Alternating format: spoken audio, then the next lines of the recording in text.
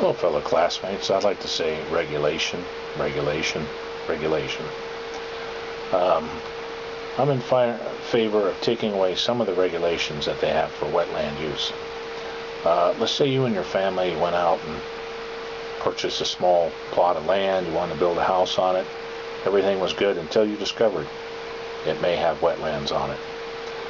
In which case, if it's determined it has wetlands on it, you may not be able to farm, you may not be able to ranch, you can't fence, and you can't clear brush. And if you attempt to do any of those, you could be fined, you could be put in prison, you may have to restore any of the wetlands that were disturbed.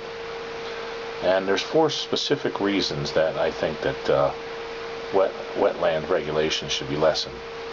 Number 1, government control has been proven to be ineffective. Second, it tramples the rights of the individual who went out and purchased the property.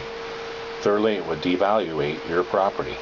And fourth, it would take away the rights of the property owner, which would amount to a seizure by the government.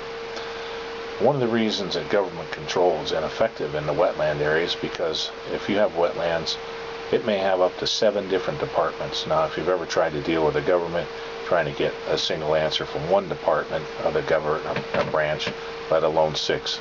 It could be for state legislation, you could deal with the state, the county, the Fish and Game Department. At the federal level, for the same piece of property, you could be dealing with the EPA, the Department of Forestry, the Army Corps of Engineers, or the Fish and Wildlife Department. Imagine trying to get one answer that was consistent out of those 6 departments. That's what you and your family may be facing. The rules are undefined for a wetland area, depending upon which department you're talking to. Same amount of wetland, same area, depending upon what property it's attached to. You may have 3 different setback designations. Setback is the area that's away from the wetlands, that's the buffer zone. So even if you had a 5-foot mud hole, you may not be able to build within 25, anywhere up to 300 feet. Some states are up to 300 feet.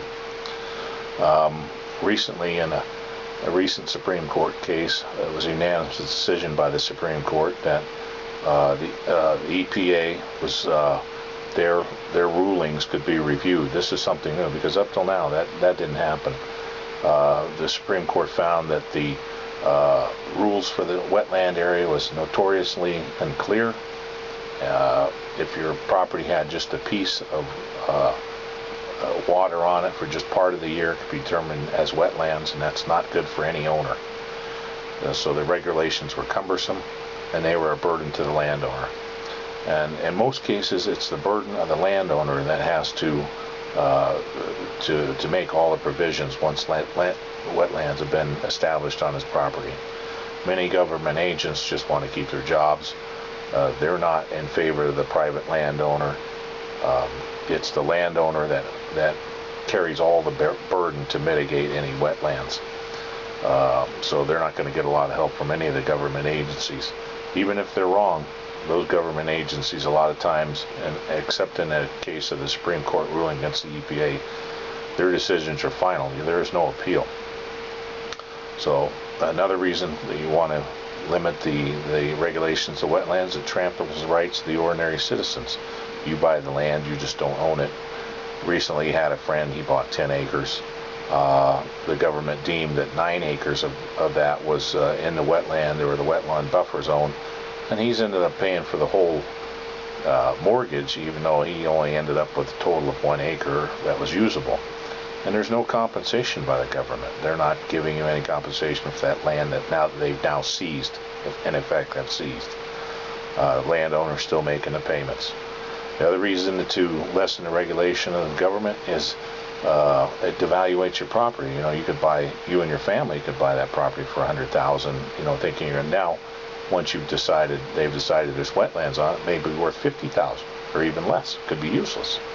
And it's the small private owner that bears the burden of that. So it takes away from the rights of the property owner. The government is not accountable to anybody for its rulings, and the private guy, he bears the brunt of that. So in the setback area, you couldn't graze, you couldn't have horses, You couldn't put a pond in there, even though you would think a pond would increase the wetland use with ducks. I've been told personally that that would attract duck poopy, and by a biologist, and that wouldn't allow me to put any pond in there, even though more animals could use the wetlands. So those are the 4 reasons why wetland regulation should be diminished. Government control has been proven to be ineffective, tramples the rights of the ordinary citizens, a basic seizure of their property, devaluates their property, sometimes making it useless, and it usurps the rights of the property owner. Thank you.